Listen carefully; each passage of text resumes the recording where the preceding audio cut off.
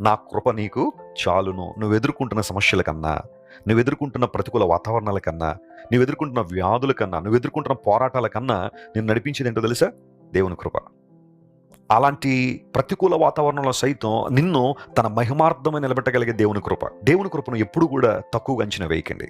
దేవుని కృప మనకు విస్తారంగా అనుగ్రహించబడుతుంది. ఎందుకోసం తెలుసా?